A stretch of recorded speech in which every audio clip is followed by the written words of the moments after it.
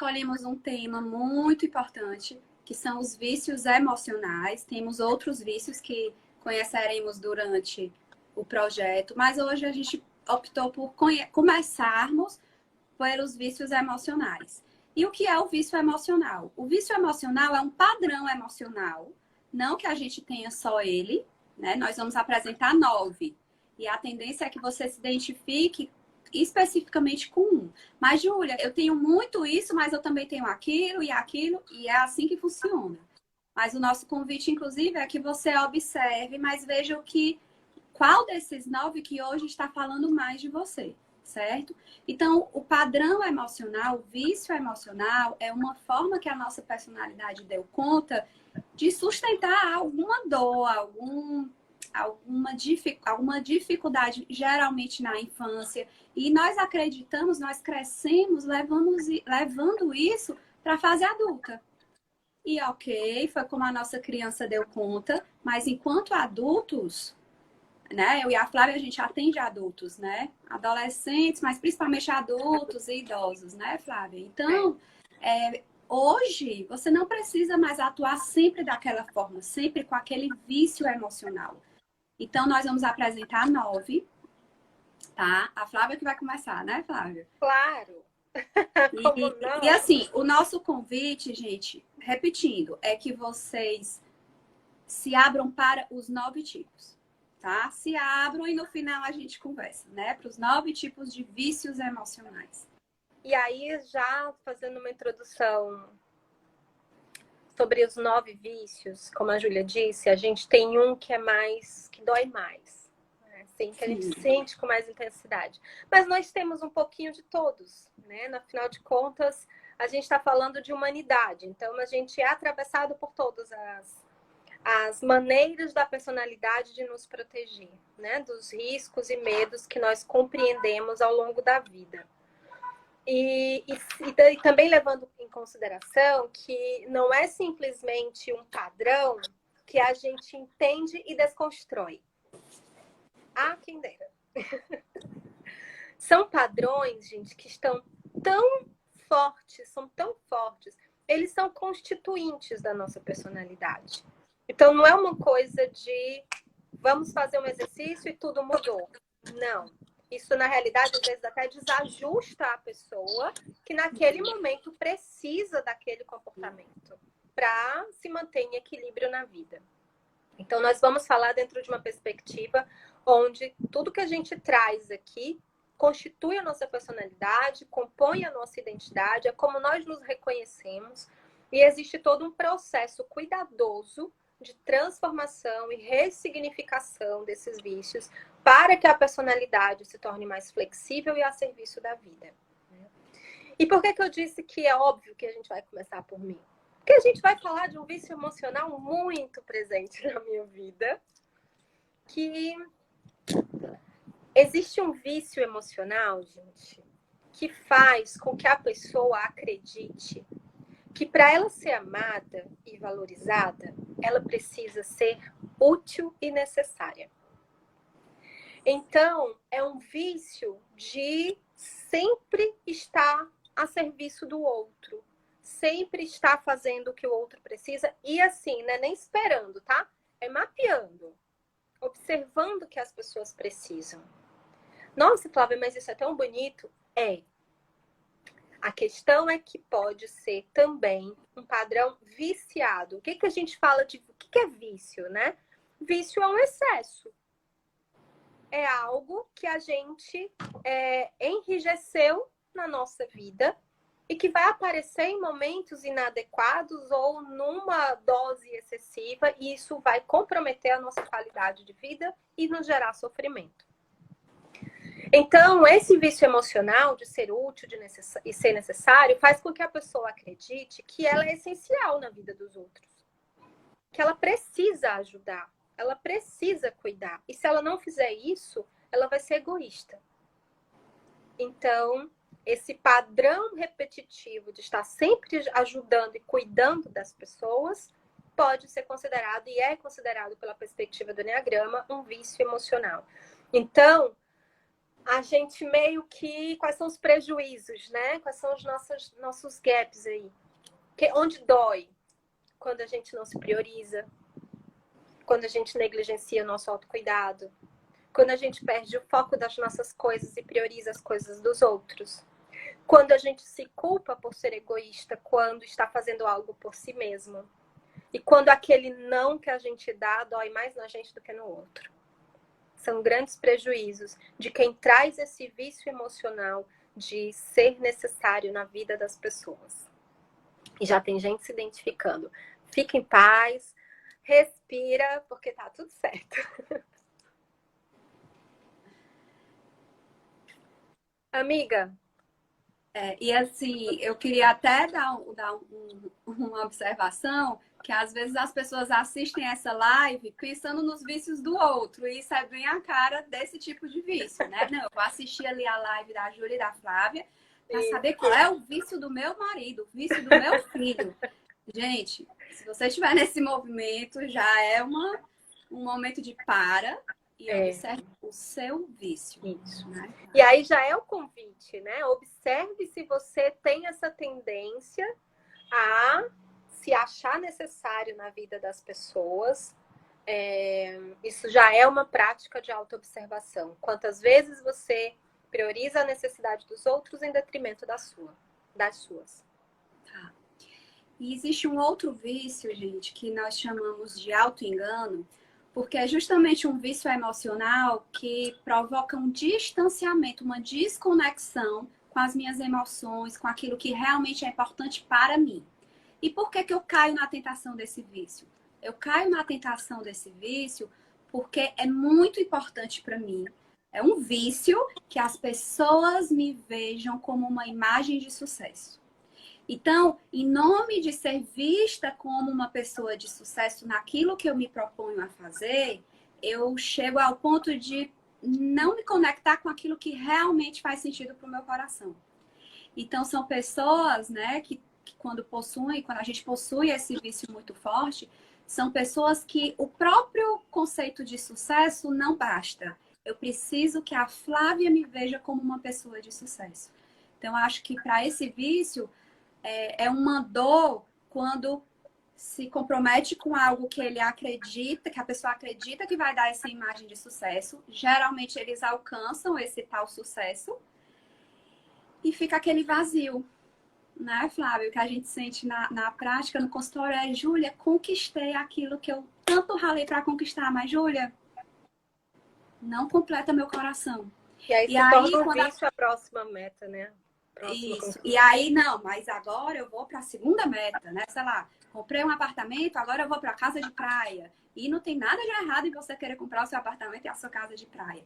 Mas se pergunte, para que eu quero conquistar isso? Faz realmente um sentido para mim? Ou eu estou fazendo isso para que o outro me veja como uma pessoa de sucesso? E quando eu falo sucesso, que é uma palavra muito usada hoje, eu não estou falando de sucesso profissional ou de sucesso financeiro. Eu estou falando daquilo que você considera sucesso. Pode ser o culto à beleza. Eu sou uma mulher muito bonita, muito sedutora. Pode ser, eu tenho um patrimônio. O meu foco é ter um patrimônio, porque para mim isso é ser uma pessoa de sucesso. Como pode também vir através de outros aspectos. É o meu status social, eu sou uma pessoa muito influente, eu sou uma pessoa de sucesso. Como pode, de repente, você ser uma dona de casa e não, mas eu vou ser a melhor dona de casa. Eu quero que me vejam como a melhor dona de casa. E aí, inclusive, é um dos temas que nós vamos depois aprofundar, que é justamente o quanto esse vício faz com que com que a gente seja escravo dos sucessos, dos sucessos que a gente acha que as pessoas vão. E quando o sucesso se torna uma armadilha de sofrimento, né? Exatamente. Então, assim, não tem nada de errado em buscarmos o sucesso. Mas precisamos sempre perguntar: para que eu quero isso que eu estou chamando de sucesso? É para que o outro me aceite? Porque, no fundo, né, Flávia, é uma dor de que eu só serei aceito se eu for uma mulher de sucesso. E que dor, né? Porque assim, eu não posso falhar, eu não posso errar, eu não posso fracassar, eu não posso ser demitida, eu não posso que o meu marido tem uma decepção comigo, porque senão eu não vou ser amada, eu não vou ficar bem. Então, imagina a tensão dessa pessoa. E a dica, né, é que você, se você se identificou com esse vício, você observe no seu dia a dia como está essa prisão com a imagem. Se é muito frequente esse pensamento de o que é que estão pensando sobre mim, estão me vendo como uma pessoa de sucesso, uma pessoa competente, uma pessoa que brilha. E o segundo passo, eu acho que seria o que é que eu realmente quero, o que é que realmente faz sentido. E aí, só para terminar esse vício, um dos casos mais frequentes que eu vejo no consultório, não sei se você também vai concordar, Flávia, é na área profissional em que a pessoa segue uma linha profissional, uma carreira, uma forma de atuação, porque será visto como uma pessoa de sucesso, mas aquela profissão não tem nada a ver com ela, né? Às vezes isso vem no vestibular. Não, eu fui fazer essa carreira porque o meu pai achava, que eu achei que meu pai fosse ter orgulho se eu fosse de tal profissão, né? E aí a profissão não faz nenhum sentido para a pessoa. Eu tenho olhado na minha experiência clínica sofrimento familiar. Tá. Prejuízos familiares. Ser visto, né, como uma pessoa de sucesso naquele papel familiar, né? Ok. Bom, temos um outro vício, que ele já tem uma outra necessidade, um outro movimento. Algumas pessoas possuem um vício de comparação. E é como se elas precisassem olhar para o mundo para terem uma noção de si mesmas. Então, isso faz com que essas pessoas que têm a necessidade da comparação, vício da comparação, elas se percebam ou inferiores a pessoas ou situações, ou superiores a pessoas e situações. Nada contra a comparação, porque isso é nosso, isso é do ser humano, olhar para fora, né? Mas quando essa comparação ela se torna um vício, as dores e os prejuízos também vêm com muita força. Porque isso faz com que a pessoa vá precisar superar essa comparação. Então, se eu sou menos, existe uma tendência à autovitimização e à autocomplacência, uma não crença em si mesmo, perde a credibilidade acerca do seu próprio talento e potencial. Ou quando a pessoa se compara para mais, né, se percebe superior, que é uma distorção, os dois são distorção de autopercepção, pode fazer com que essa pessoa busque objetivos, metas e para ser competitivo, que não necessariamente vão trazer autorrealização. Mas é uma necessidade de validar essa comparação por superioridade. Às vezes leva a caminhos que não são autorrealizadores. Eu já escutei isso no consultório, amiga, de ganhei, né, provei meu sucesso, provei a minha superioridade, isso não significou nada, né? Volta para essa sensação do vazio. Na realidade, a comparação, ela vem, esse vício de comparar, é um não saber sobre si mesmo. Então, é uma busca incessante por identidade, é uma busca incessante por originalidade, uma necessidade de ser único, porque a crença das pessoas que têm esse vício emocional é de que elas só vão ser amadas e aceitas no mundo se elas tiverem algo de especial, que só elas possuem. E é uma crença difícil de ter, né? Porque então ela vai ficar o tempo inteiro olhando para o mundo, se eu estou mais ou menos. Então, a gente vê essa comparação fora e uma oscilação dentro da autodepreciação ou de uma super percepção de si mesmo, que no fundo não leva a outro lugar senão a uma insatisfação intensa nas ações, nas suas realizações, no campo afetivo, social e profissional. E algumas pessoas relatam muito isso, né? Eu não sei necessariamente o que me faz feliz profissionalmente, eu não sei necessariamente se eu estou feliz no meu relacionamento. E aí vai criando um ciclo de sabotagens, né? Desistências, desestímulos, Insatisfação. insatisfação, né? Ainda não é isso, ainda não tá bom, ou não acredito que eu seja capaz. Então, isso desenergiza a pessoa para a ação, para a realização. E aí vai sendo uma cascata, uma bola de neve, né? A descrença em si mesmo, a dúvida acerca da sua originalidade, do seu potencial, vai levando a alguns fracassos, desencantos e desilusões. E esse vício emocional, ele gera o que nós chamamos de melancolia, né? É uma insatisfação interior difícil até de ela ser cuidada de uma forma mais objetiva, né? Então, é um vício muito desafiador para ser cuidado e requer bastante atenção, até para que a pessoa não desista também desse autocuidado, né? Porque é um dos vícios que também promove um não cuidado, né? De si mesmo. Perfeito. E aí eu vou falar agora de um outro vício. E aí, Flávia, acho que seria interessante você fixar o tema da live, Sim. tá? Bom, pessoal, eu vou apresentar agora um outro tipo de vício, que algumas pessoas têm isso muito forte, mas todos nós podemos ter em alguns momentos da nossa vida, que é o apego, tá? É a avareza. E eu vou explicar direitinho, mas é importante que vocês entendam que esse vício emocional geralmente surge na nossa vida, não é do nada. É o que eu sempre falo para os pacientes, né, Flávia? Assim, nada é do nada. Tudo tem um porquê, tudo tem um para quê. Às vezes a gente apenas não tem conhecimento, não tem clareza, não tem acesso ainda. E aí, por isso que é importante a gente aprofundar.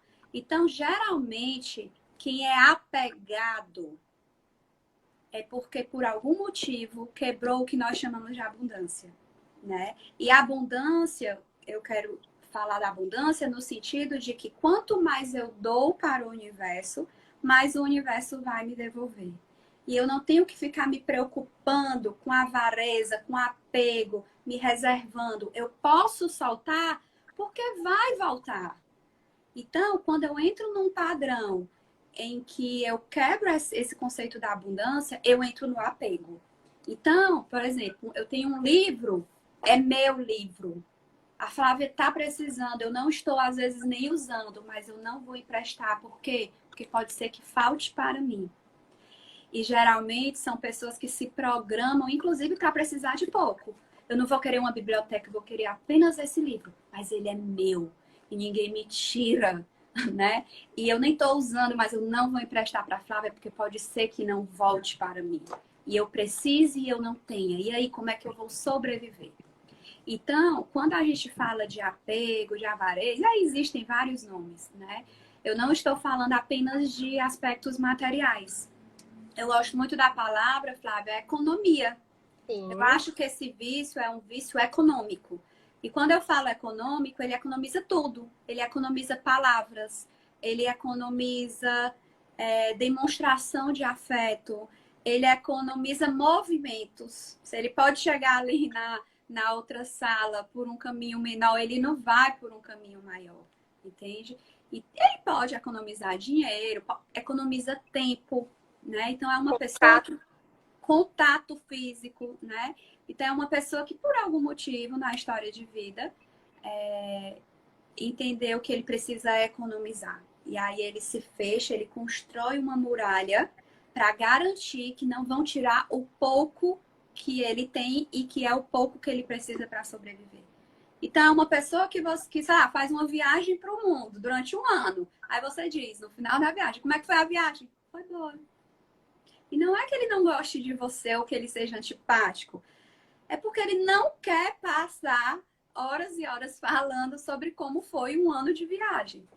Entende? Então, é importante a gente observar em que momentos eu estou retendo desnecessariamente, porque em alguns momentos é importante sim esse nosso recolhimento de energia, de introspecção, mas será que eu estou usando esse vício de forma improdutiva para a minha vida? Né? Será que eu estou dizendo muito não? Será que eu não estou me permitindo sonhar? E aí na clínica, né, já que a proposta é trazer muitos casos práticos, Eu noto muito que esse vício vem quando a pessoa até tem condições de realizar alguns sonhos, mas não, Júlia, eu tô bem assim. Sei lá, às vezes a pessoa tem condições financeiras de fazer uma viagem internacional por ano com a família. É uma coisa que atrai, mas não vamos mexer nisso. Flávia, eu já ouvi exemplos, por exemplo, de tomar sorvete. Eu tô aqui passeando no parque, na praça, eu olho ali um sorvete, me dá uma vontade? Não, mas não. Então eu estou sendo econômico. Até do dinheiro, até do movimento de comprar o sorvete, de me entregar para essa experiência. E em relacionamento, às vezes isso acontece muito, né? Tem uma pessoa perguntando se pessoas introvertidas tendem a ter esse vício. Sim, Na porque realidade, pode falar. só fazer uma diferenciação aqui para não confundir o vício emocional do apego com timidez. Acho que é importante diferenciar isso, amiga. Tá. E assim, na verdade, eu vou diferenciar introversão de timidez, né? Porque a timidez é uma dificuldade, uma habilidade social. A introversão é quando eu trago o mundo para dentro de mim. E eu penso antes de me jogar na experiência. Eu vou contar um exemplo rapidinho para a Cris. Flávia, assim, eu trabalhava, recém-formada, eu trabalhava numa equipe e eu sempre fui muito comunicativa, né? E aí eu chego e converso com todo mundo e conto minha vida todinha, enfim. E tinha um rapaz, um fisioterapeuta na equipe, ele entrava calado e saía calado, ele só falava quando realmente era necessário, né? Extremamente competente, o Daniel, um fofo. E aí a gente foi participar de um congresso e eles escolheram a Júlia, porque a Júlia é comunicativa, né? Fala muito.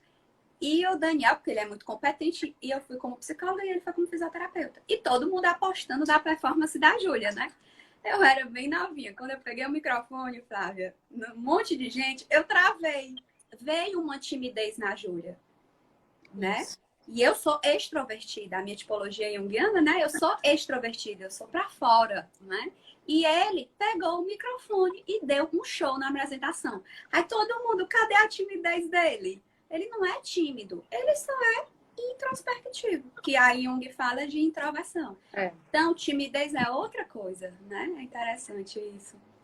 E assim, e é interessante a gente observar que a introversão é uma característica, mas não necessariamente a gente, por ela, tenha o vício emocional do apego. Sim, né? sim. É importante observar isso. Não é uma condição, que eu acho que é o que a Cris está aqui perguntando. Agora, esse vício geralmente são pessoas que olham mais para dentro no nível mental. Elas se conectam muito com a mente. Então, talvez se a gente fizesse uma pesquisa científica, talvez desse um índice elevado, né, Flávia? Porque quem tem o vício da comparação também tem uma postura mais introvertida, Sim. né? Sim. Mas que fique claro que não tem nada a ver com timidez. Acho importante. Obrigada, viu, Cris, pelo teu comentário. Foi importante. E aí, assim, só fechando, a dica é essa, né, Flávia? Que você observe no seu dia a dia se você não está economizando movimentos, emoções, comunicação, tempo, de forma desnecessária por um fantasma de que vai faltar algo, certo? Porque aí você pode estar deixando de viver experiências maravilhosas. Bom, existe um outro vício, e esse talvez seja mais conhecido socialmente, que é um vício mais voltado para a projeção do medo. As pessoas que têm esse vício, gente, têm uma forma de ver o mundo onde o mundo é perigoso. E ela precisa garantir a segurança dela e dos dela. Então, é um olhar para o mundo de risco. Estar no mundo é estar em risco. Então, as pessoas que têm esse vício emocional, né, da projeção do medo, de projetar o medo no mundo, têm uma tendência a situações que ela vai viver, ela ter sempre que fazer o plano A, o plano B, o plano C, ou seja, garantir a sobrevivência. Ah, Flávia, mas isso não é o esperado? Sim. desde que não aconteça de uma forma excessiva, que não leve a prejuízos na vida pessoal ou profissional. É um vício quando não há perigo, mas a pessoa enxerga o perigo, enxerga o risco e passa a tratar não como uma possibilidade, mas como uma certeza. Então, isso faz com que as pessoas que possuem esse vício emocional tenham mais dificuldade de tomar decisões, tenham mais dificuldade de validar as suas opiniões, né? De colocar no mundo a sua forma de pensar e as suas ações, né? A colocar em prática as suas vontades. Porque tem sempre, e a gente vai ter uma live só sobre isso, né? Tem sempre um e se. Sim. Mas e se acontecer tal coisa? Mas se eu for para a praia com meu filho afogar? E se eu for para a praia com meu filho e ele cair? E se? É sempre, gente, uma respiração mais ansiosa para o que pode vir a acontecer. Então, são pessoas que até apresentam um comportamento mais ansioso. Porque precisa garantir a segurança e a sobrevivência. E não é só de si mesmo, né? De si e das pessoas que estão no seu entorno, né? Mais ou menos pessoas. Mas é um foco muito intenso nos riscos que podem colocar a segurança dele em jogo, né?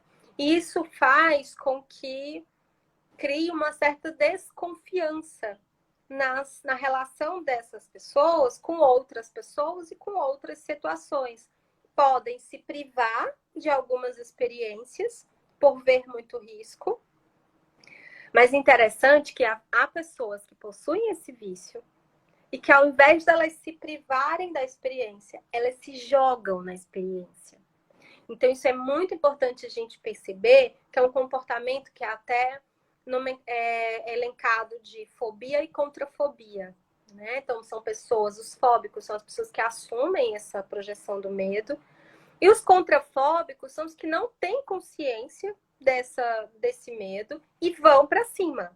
Então é muito comum a gente ouvir no consultório, né, Júlia?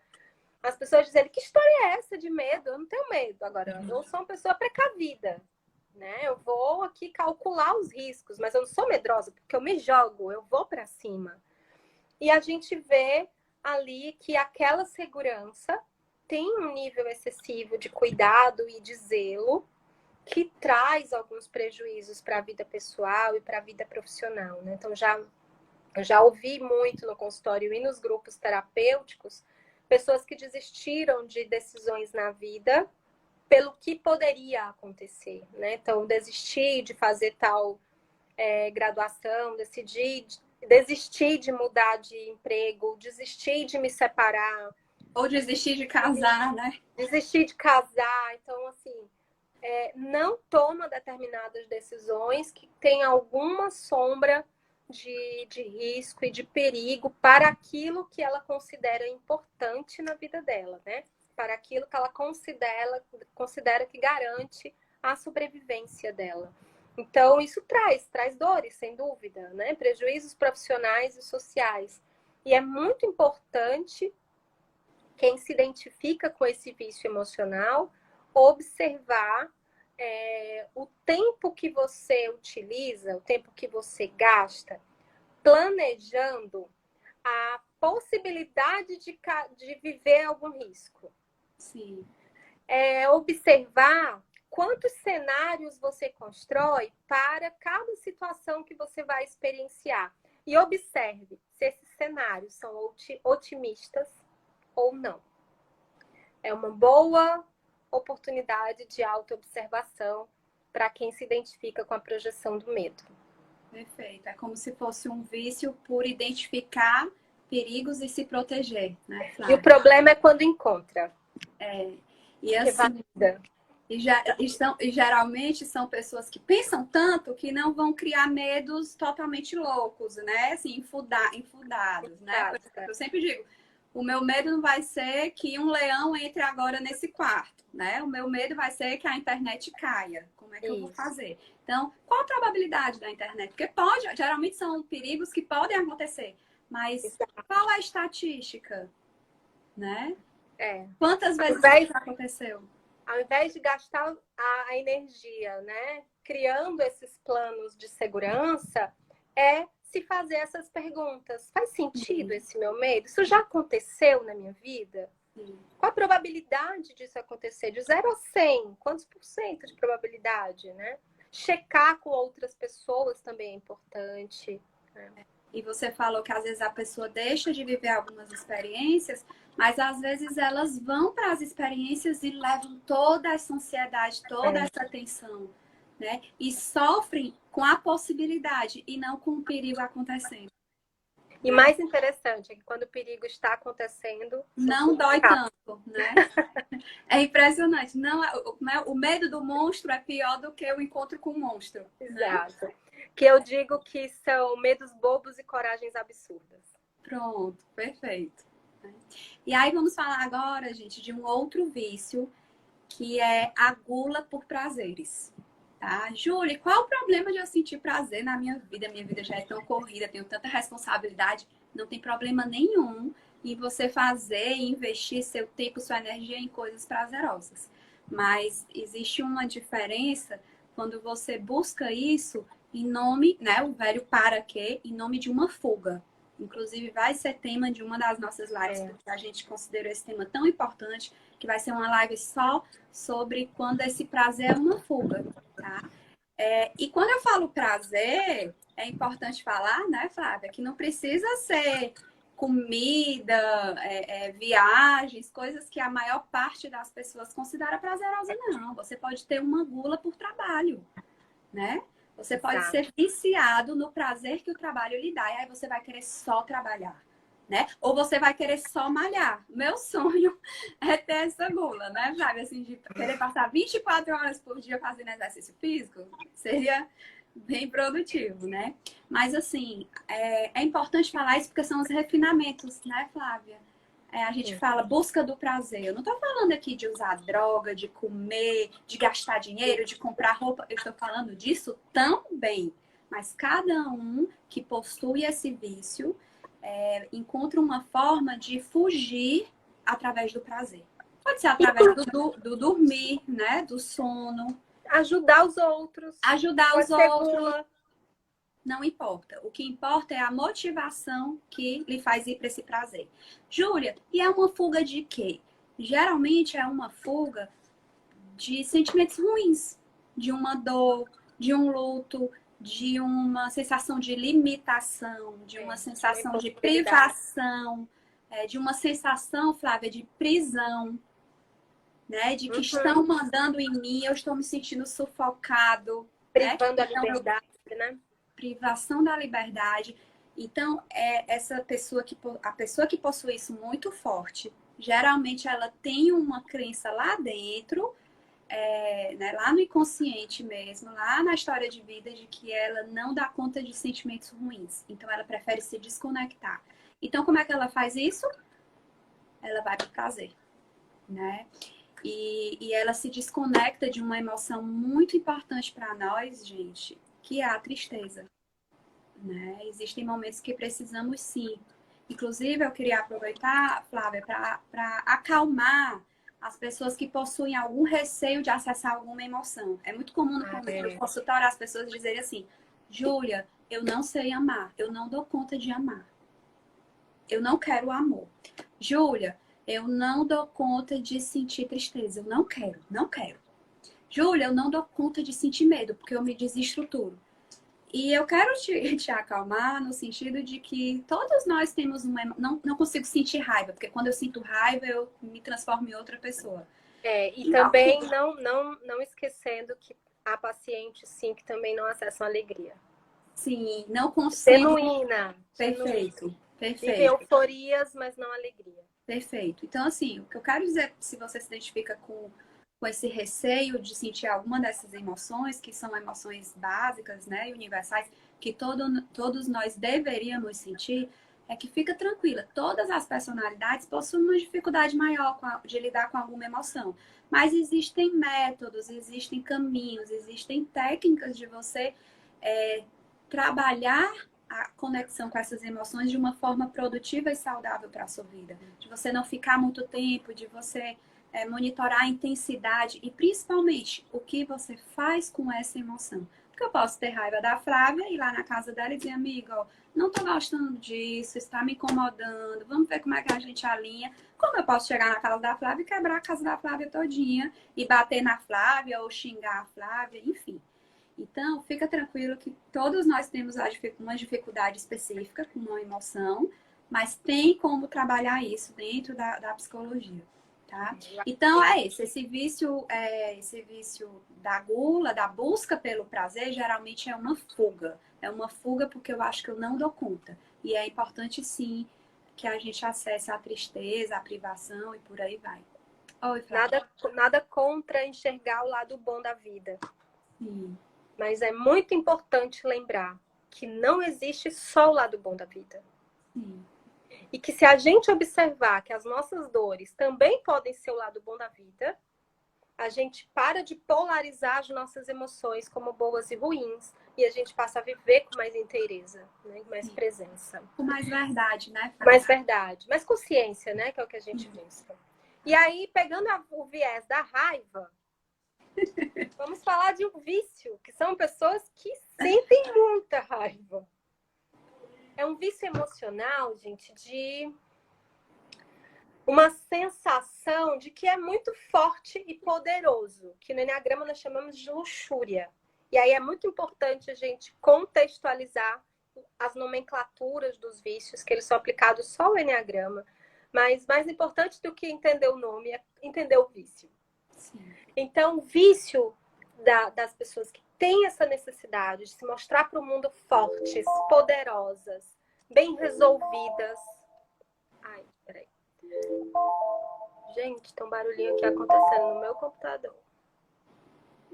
Tá ouvindo, amiga? Sim, tá dando barulho.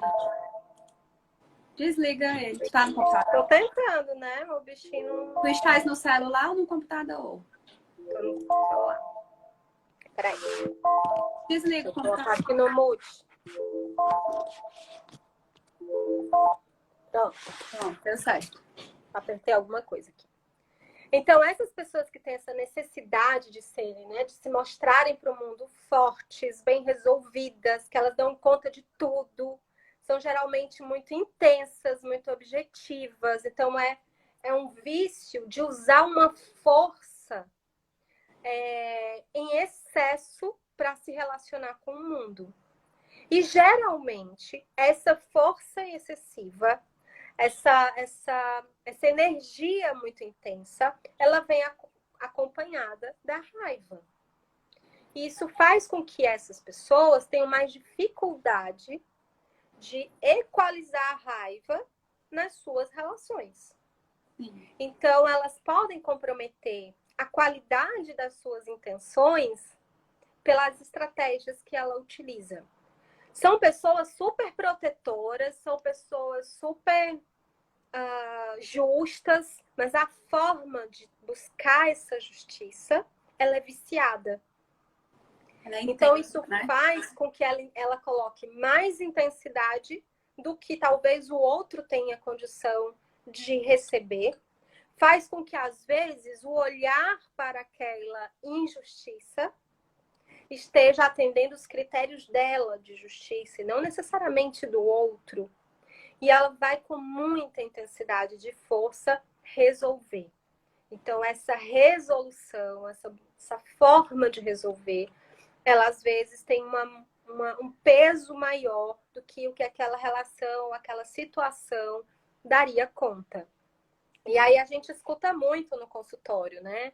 Ave Maria, Flávia, mas eu não estava sendo grosseiro, eu só estava sendo direta. Então, firme, né? Peitar, né? Eu preciso, sabe, dar a volta ao mundo para falar aquilo que a pessoa tem que saber, né? É uma crença, gente, de que o mundo é cruel. E só os fortes sobrevivem. Então, acreditar nisso traz toda uma história de vida onde essa crença foi validada. Existem experiências que validam essa forma de estar no mundo sempre de prontidão. Como eu já escutei, eu estou pronto para a guerra. Eu não sei qual é a guerra, mas eu estou pronto. Estou armado. Então é uma prontidão para as batalhas da vida. E essas pessoas, elas têm um olhar clínico para as batalhas da vida. Fazem com que elas vivenciem muito experiências de hostilidade, de confusão mesmo interpessoal. E aí faz com que elas não percebam os prejuízos emocionais e relacionais que elas podem causar no outro, né? Mas principalmente a elas mesmas.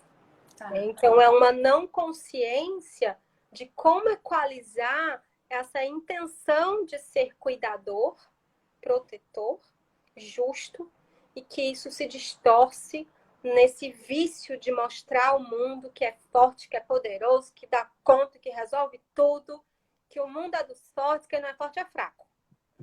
Eu acho que é uma das duas opções, eu sou forte ou eu sou fraco. Eu acho que essa pessoa ela fica com o vício de que eu tenho que ser forte, né? Viciado em isa, né?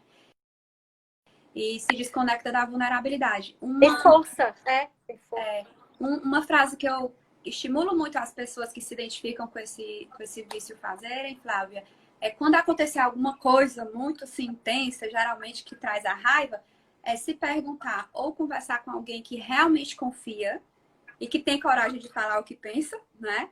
A seguinte pergunta: aconteceu isso, isso, isso. Eu me excedi? Eu gosto muito dessa reflexão para essas pessoas. Eu me excedi? Eu fui intenso demais? Eu reclamei demais ou eu dei um feedback?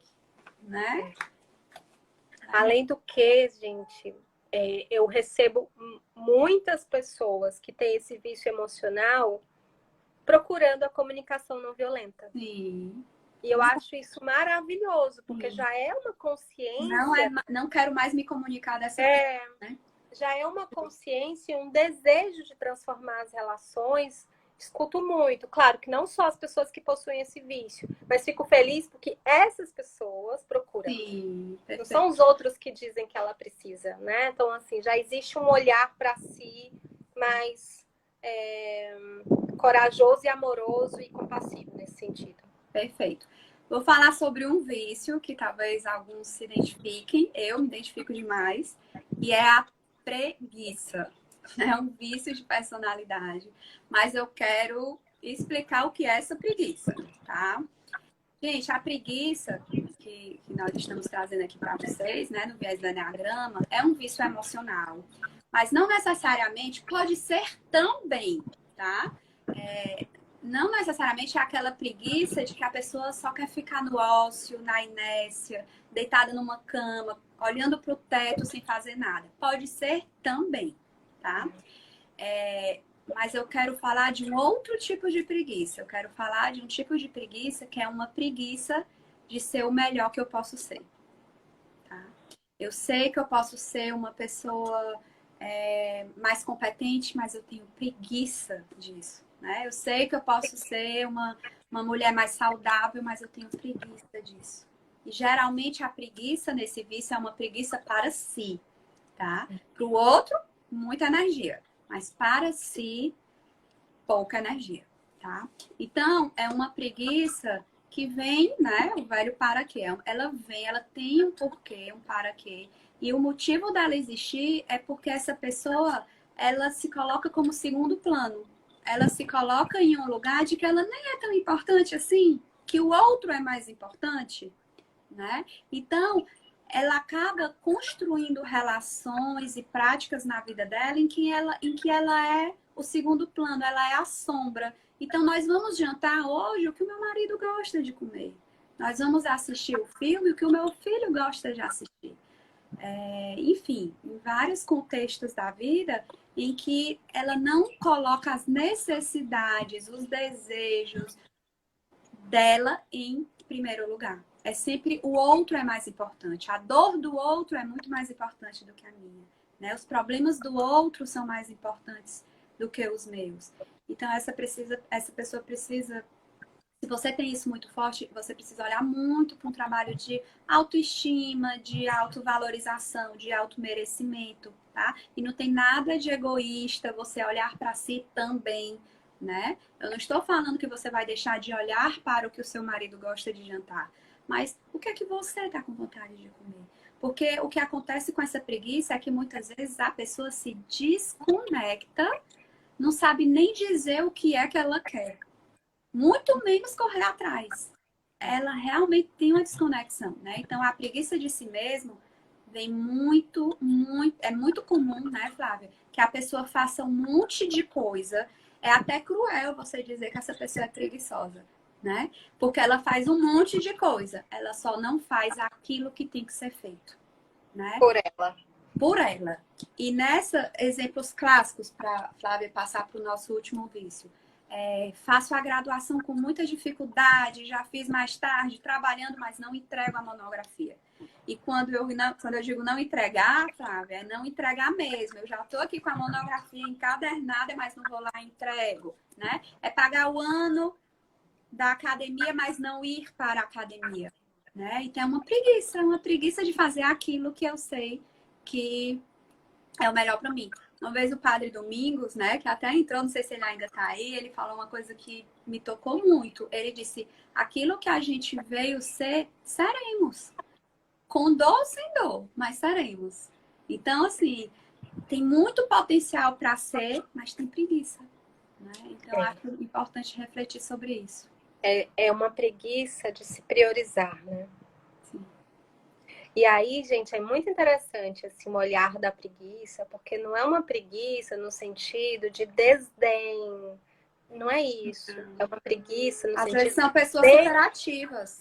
de negligenciar Sim. as suas necessidades. Sim. Então, é bem sutil e acho que faz toda a diferença compreender dessa forma, né? Sou super compassiva, porque Vamos pro último. No Instagram expulse a gente. Último vício, gente, e tão desafiador quanto todos os outros, que é o vício de ser perfeito. O vício de estar no mundo da forma mais perfeita possível. Seja nas coisas que faz, seja na sua conduta no mundo, seja na sua postura diante das relações, seja nos compromissos profissionais que assume. São pessoas que têm uma necessidade visceral de serem íntegras, corretas, infalíveis.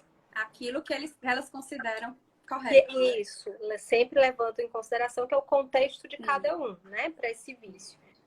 Só, gente, imagina o sofrimento do que é um vício de preciso ser correto, perfeito, porque o mundo não valoriza e não aceita as pessoas que não são corretas e não são perfeitas. E aí a dor é que essas pessoas, elas polarizam o mundo entre certo e errado, bom e mal. E só tem essas duas opções. Então, se ela não pode ser má e ela não pode ser ruim, ela tem que ser boa, ela tem que ser, né? Então, é uma visão polarizada da vida que ela traz para si e para as outras pessoas. Então, são pessoas com mais dificuldade de flexibilizar as situações, de olhar para as experiências da vida, sem a necessidade imediata já de aplicar alguma regra ou alguma lei. Essas pessoas, elas dizem isso. Mas, Flávia, lei existe para ser seguida. Sim. Ponto. E como aí, assim as pessoas não seguem, né? E a gente não está falando de não seguir, mas é de compreender o contexto daquela pessoa que não seguiu. Compreender. E as pessoas que têm esse vício pela integridade, né, pela perfeição, elas têm mais dificuldade de contextualizar as situações, de observar panoramas, sem que isso já cause nelas uma ira, uma raiva. São pessoas que trazem, gente, um componente muito importante, que é o crítico interno. É um julgador interno, todos nós temos, mas é um julgador interno tá sempre dizendo ali o que ele tem que. Então, ele tem que fazer tudo para que ele seja aceito, para que ele esteja no mundo de uma forma valorizada. Então, quem se identifica com esse vício, observa aí essa escravidão pela conduta correta, pelas obrigações e pelas leis. Amiga, vamos cair em 1 minuto. Despeça-se. Não, eu quero agradecer, né, e reforçar o convite. Todas as quintas estaremos aqui. O convite para o exercício é que observe qual é esse vício mais forte em vocês. E observe no dia a dia quando é que ele aparece, para que ele aparece, e a gente vai ter um espaço 5, 10 minutinhos no começo da próxima live para comentar. Ou se vocês até quiserem colocar nos comentários, né? As lives sempre ficarão salvas ou na minha ou na da Flávia, no Instagram. Nas tuas. A gente vai tentar, né? A Jéssica vai ter que dar um jeito aí, né? E é isso, vou passar a palavra porque vai já cair realmente. Gente, obrigada pelas partilhas, por estarem aqui com a gente sempre. Próxima quinta, meio-dia, estaremos com outro tema para a gente poder conversar a partir da psicologia, do enneagrama e de outras teorias mais.